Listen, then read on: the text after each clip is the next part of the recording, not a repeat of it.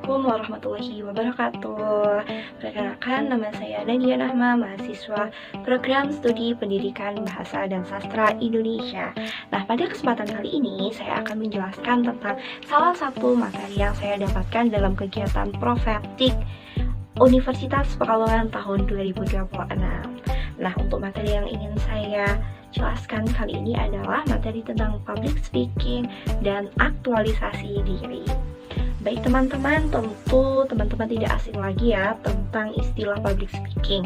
Jadi public speaking itu adalah seni berbicara di depan umum untuk menyampaikan gagasan, untuk menyampaikan informasi, untuk menyampaikan pengetahuan tertentu di depan halayak umum. Tentu dalam kehidupan sehari-hari kita tidak akan jauh-jauh dari yang namanya public speaking. Nah teman-teman, public speaking itu sangatlah penting ya bagi seseorang, terutama bagi kita calon pendidik ya dari mahasiswa pendidikan. Nah teman-teman, public speaking itu sebagai media sarana komunikasi. Jadi ketika kita berbicara dengan seseorang, menyampaikan sesuatu dengan seseorang, tentu kita akan menggunakan basic public speaking agar apa yang kita sampaikan dapat diterima dengan jelas oleh orang yang kita ajak bicara. Seperti itu ya teman-teman.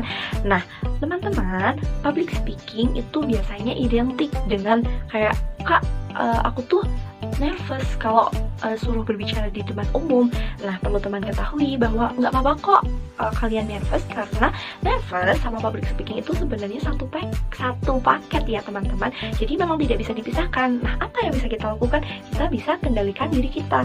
Caranya bagaimana? Yang pertama, kita bisa atur nafas kita biar kita bisa mengendalikan diri kita. Setidaknya kita bisa lebih merasa tenang seperti itu. Nah, kemudian yang kedua, kita bisa bicara secara pelan-pelan saja ya, agar nanti apa yang ingin kita sampaikan itu tidak hilang, tidak blank. Dan caranya mungkin bisa kita alternatifkan dengan cara memanjangkan nada seperti itu. Nah teman-teman, dalam berpublic speaking kita juga harus memenuhi beberapa poin. Nah yang pertama respect, nah ada juga empati, kemudian humble, terus juga ada clarity, audible itu ya teman-teman. Jadi dalam berpublic speaking kita tidak hanya berpublic speaking saja, tapi harus memenuhi poin-poin tertentu.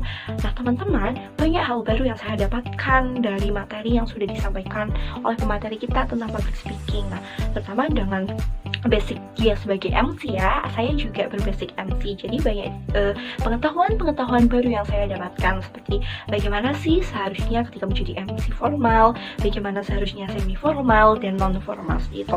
Nah bagi kita sebagai seorang guru, nanti kemampuan public speaking ini bisa menjadikan kita untuk mempermudah kita dalam berkomunikasi dengan anak-anak ya, terutama ketika dalam kelas tentu, karena berbicara dengan anak-anak di dalam kelas itu bukanlah hal yang mudah.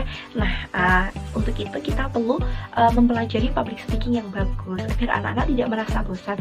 Nah selain itu juga ketika kita berada dalam rapat MGMP, yang tentu ketika kita menyampaikan suatu saran ataupun masukan, kita juga harus berkomunikasi dengan baik agar apa yang kita sampaikan dapat diterima dengan baik pula dengan oleh lawan bicara kita. Nah kemudian ketika ditunjuk menjadi seorang MC dalam acara-acara sekolah, kita juga biar bisa secara diri itu siap ya untuk mempraktekkan ilmu public speaking yang sudah kita pelajari. Seperti itu ya teman-teman. Jadi public speaking itu berguna sekali ya, harus dimiliki oleh seorang guru, karena tentu seorang guru tidak akan jauh-jauh dari yang namanya berkomunikasi, entah itu dengan anak didiknya, entah itu dengan sesama guru ataupun dengan wali murid seperti itu.